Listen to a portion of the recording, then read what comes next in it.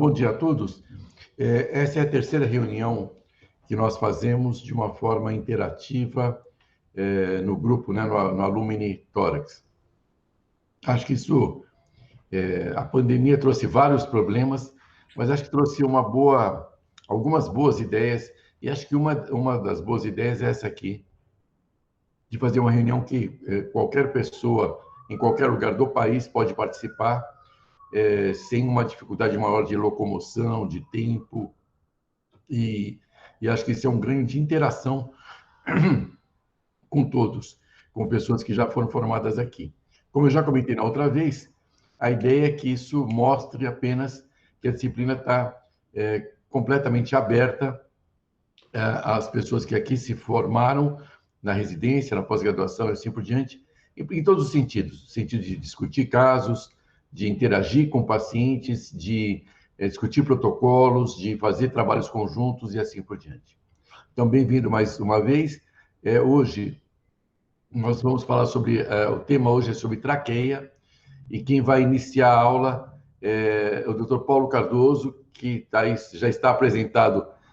Aliás, todos conhecem, não preciso apresentar de novo, mas, de qualquer forma, o slide já reafirma alguns dos títulos do Paulo. Paulo, obrigado, eu te passo a palavra. Muito obrigado, professor Paulo. Bom dia a todos. Vamos adiante. Então, a ideia é nós falarmos sobre novos conceitos de fisiopatologia e tratamento das estenoses traqueais. Eu vou concentrar a aula na estenose traqueal e tornar isso o mais rápido possível, com novos conceitos. Nós vamos passar um pouquinho sobre etiologia, esses marcadores inflamatórios são particularmente importantes, papel do refluxo na estenose, que é uma coisa que a gente tem estudado já há alguns anos, e avaliação da microbiota. Nós não temos conflito de interesse a declarar.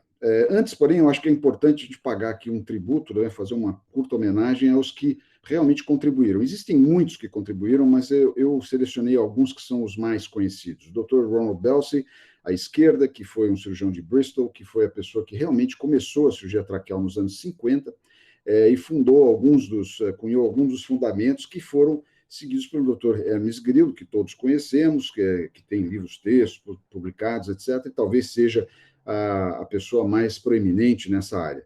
E o professor Pearson, de Toronto, que desenvolveu uma série de estudos e técnicas, dentre elas a ressecção subglótica, que nós utilizamos até hoje. O Dr. Joe Cooper, que foi o pioneiro dos transplantes, também foi residente do Dr. Grillo, e ele foi a pessoa que desenvolveu todo o estudo sobre as lesões por balonete, ainda no final dos anos 60, e abriu caminho para os balonetes que nós usamos hoje na clínica de baixa pressão e alta complacência. Esse estudo é muito interessante, eu recomendo a todos que leiam, para se entender como se cunham os princípios, né, para uma coisa tão importante que a gente usa até hoje. As contribuições do Dr. Grillo são inúmeras, dentre elas, a mais importante são os limites para ressecção e reconstrução da traqueia, que até então eram desconhecidos, até o início dos anos 60. Ele estabeleceu limites a partir de estudos experimentais e estudos em cadáveres, e propôs manobras de liberação, como a manobra de liberação do ilho direito, secção de pericárdio, flexão cervical, etc., que nós usamos até hoje. Então, lembrar sempre que isso vem dos anos 60. E, por fim, os princípios realmente da ressecção traqueal, quer dizer, o quanto nós podemos ressecar, as características do suprimento vascular. Ele fez um extenso estudo anatômico, que é muito interessante até hoje, os princípios de ventilação através do campo cirúrgico, que até então eram desconhecidos, e as técnicas de anastomose que nós usamos até hoje. No Brasil, eu citei três que eu acho que são importantes, que são grandes contribuições para a cirurgia traqueal e as grandes experiências de cirurgia traqueal. O professor Vicente Forte, falecido, nosso amigo de muitos anos aqui da Unifesp, o professor Luiz Felipe Judes, que foi meu mentor quando eu fui professor na Universidade Federal Fluminense, que foi uma das pessoas que realmente começou a fazer as ressecções regradas, etc., aqui no nosso meio, e o professor José Camargo, da Universidade Federal de Ciências da Saúde do Rio Grande do Sul, com quem eu trabalhei 17 anos, e que é uma proeminência também nessa área, e fez uma contribuição muito importante. Bem, na nossa disciplina de cirurgia torácica, o grupo de traqueia e vias aéreas conta hoje com 3 cirurgiões, o Dr. Hélio, eu e o Dr. Benoit, 2 residentes em rotação, 4 fellows. Nós temos 2 pós-graduandos hoje na área de traqueia e vias aéreas, fazendo doutorado, 2 ambulatórios semanais, nos quais nós atendemos 1.800 consultas ano. Isso gera em torno de 250 a 300 procedimentos cirúrgicos por ano e em torno de 150 a 200 próteses por ano. Nós vamos falar um pouquinho disso no final. E existem colaborações ativas entre departamentos como fonoaudiologia, cirurgia do esôfago, etc., e um laboratório de pesquisa que conta com 5 pesquisadores sênior, 4 deles com doutorado, e um laboratório de órgãos e tecidos. Quanto à etiologia, então, nós vamos focalizar na etiologia traumática, que é chamada estenose pós-intubação, que é um problema de saúde pública hoje no Brasil, dado a pobreza dos cuidados com a via aérea. Eu lembraria que as demais causas também são relativamente frequentes, mas em frequência muito menor no nosso meio do que a pós-intubação. Então, nós vamos concentrar hoje na pós-intubação. Nós temos hoje, como produto da estenose, como produtor da estenose pós-intubação, várias ações, como intubações por várias causas, mas a mais frequente no nosso meio é trauma. Para vocês terem uma ideia, em São Paulo, com a população que nós temos, existe quase 1 milhão de motocicletas, mais de 5 milhões de automóveis, e nós sabemos, quando dirigimos pela cidade, como é fácil, né, se ter um acidente nessas condições. Esses pacientes que sofrem trauma são submetidos à intubação prolongada, geralmente por trauma crânioencefálico ou trauma de múltiplos órgãos, e nas UTIs, infelizmente, os cuidados são inadequados com as vias aéreas. E esse é um motivo importante do estabelecimento da estenose, como nós vamos ver a seguir. E também a confecção de cricotireoidostomia, que é transformada em traqueostomia, que também pode levar a estenoses complexas, como a estenose laringotraqueal. Eu adicionaria aí à direita do slide o COVID-19, que criou um volume inusitado de intubações no estado, no Brasil inteiro, e nós antecipamos que os cuidados não devem ser melhores do que têm sido, então nós vamos ter uma nova epidemia, não de Covid, mas de estenose de traqueia, provavelmente a partir do final deste ano, do início do ano que vem. Na estenose pós-intubação, o mais importante é lembrar aquela velha coisa, a gente sempre volta a dizer que é importante lembrar que o cuidado é básico na via aérea, porque a causa é sempre a mesma, é pressão do balonete e da estrutura do tubo contra as estruturas da traqueia e da laringe, causando inflamação, proliferação bacteriana local, exposição da cartilagem e estenose.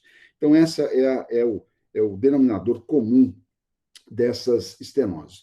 Hoje, nós sabemos algumas coisas novas que eu acho que são interessantes de se discutir. Uma delas é que, quando olhamos para marcadores como colágeno tipo 1 e citocinas pró-inflamatórias, existem estudos feitos por otorrinolaringologistas nos Estados Unidos mostrando que em escovados de estenose você tem uma quantidade de colágeno várias vezes maior do que você encontra normalmente, chega a ser 12 vezes maior. Interleucina 4 também 4 vezes maior, interferon gama também 2,5 vezes maior. São todas ações agentes pró-inflamatórios e não só locais, como também sistêmicos. E esse é um conceito novo.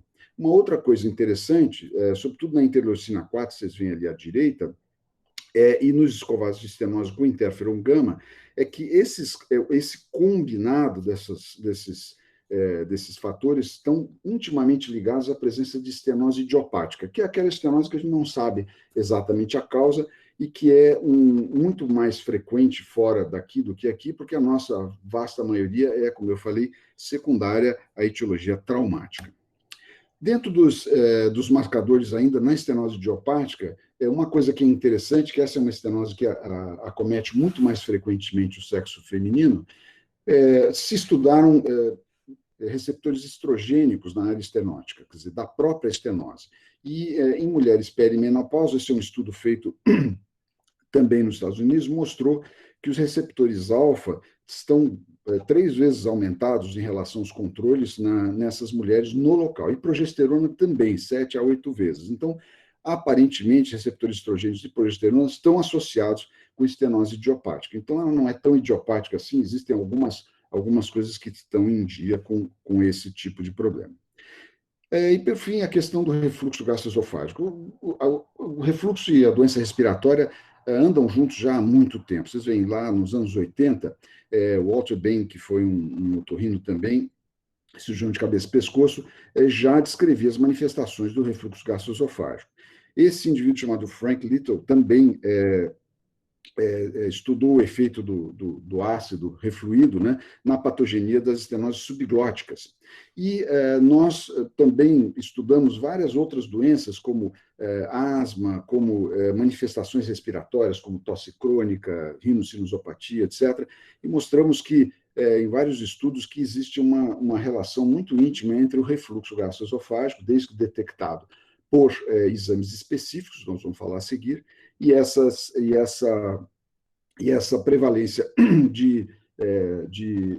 nessas doenças. Uma outra coisa particularmente importante é nos transplantes. Nós sabemos hoje que existe uma íntima relação entre a presença de refluxo e o desenvolvimento de bronquiolite obliterante a longo prazo pós-transplante pulmonar, que é um dos fatores mais limitantes hoje na sobrevida destes pacientes, além de outras infecções. A prevalência também na fibrose idiopática, hoje já na literatura moderna, já se aceita a realização de pH-metria em pacientes com fibrose sem sintomas de refluxo, porque nós sabemos que uma parte desses pacientes tem refluxo silente, e isso particularmente é importante no desenvolvimento e no agravamento da fibrose pulmonar. Bom, nos pacientes críticos de UTI, o refluxo aumenta o risco de estenose traqueal, e ele é mais frequente na área supraesofágica, quer dizer, então, na laringe e na traqueia proximal. E a detecção e tratamento é muito importante e auxilia no tratamento e na evolução da estenose. Isso nós sabemos desde os anos 90. Hoje, um dos fatores importantes envolvidos nessa gênese da questão do refluxo é a alteração da dinâmica de fluxo nas vias aéreas. Vocês estão vendo aqui à esquerda um aumento da velocidade que é realizada por um método chamado Computational Fluid Dynamics, dinâmica computacional de fluxos, que é uma simulação a partir de reconstruções tomográficas, mostrando que a velocidade na área de estenose é muito maior, e isso cria um obstáculo e um gradiente de pressão tóraco-abdominal que facilita o refluxo nesses pacientes, razão pela qual uma boa parte desses pacientes não tem sintoma de refluxo, não tem esofagite, mas tem microaspiração e tem a chegada de outros agentes, como pepsina, etc., na região mais alta da via aérea. Por falar em pepsina, vejam, isso pode chegar a 60% dos pacientes que têm refluxo, têm pepsina na laringe, e desse grupo, mais de 70%, 2/3 deles têm pH-metria anormal. E isso está associado à estenose subglótica e também à estenose idiopática. Então, de novo, a idiopática não é tão idiopática assim. Provavelmente o refluxo tem uma importância grande. Se a gente se abster do ácido e pensar no restante dos componentes que podem chegar lá em cima, a ação das células epiteliais pelos ácidos biliares é muito bem conhecida hoje. Isso foi descrito agora recentemente, há 2 anos atrás, e com um aumento de expressão de TGF-beta, metaloproteinases, proteínas procolagênicas, o que explica, em parte, porque alguns pacientes que não têm refluxo ácido, né, têm agravamento da sua estenose por esses atores também. Razão pela qual hoje se preconiza também o uso de pH-metria, impedância pH-metria, que mede refluxo ácido e não ácido, que é importante nesse grupo de pacientes.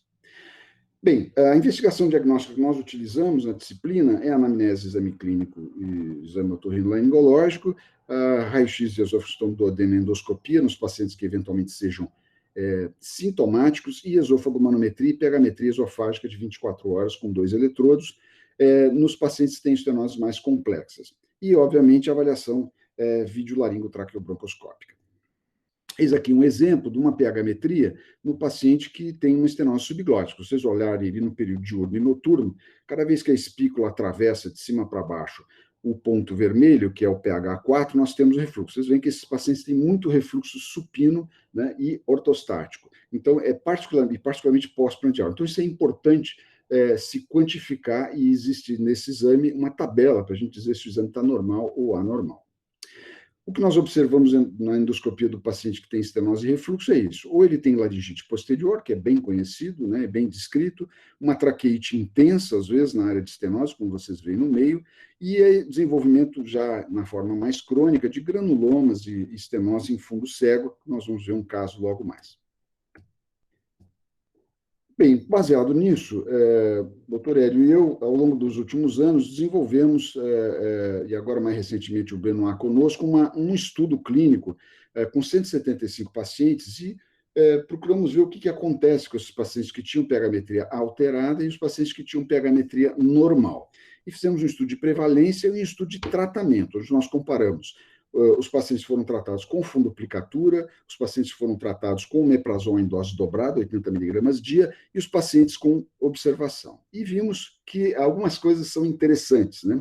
Primeiro delas, nossa amostra tem 82% de traqueostomias, quer dizer, quase a totalidade desse paciente já vem traqueostomizado. E definimos como desfecho favorável a resolução da estenose em até 2 anos, representada por a possibilidade de cirurgia com sucesso do paciente, ressecção definitiva, decanulação definitiva, né, ou a não necessidade de próteses para manter a permeabilidade da via aérea.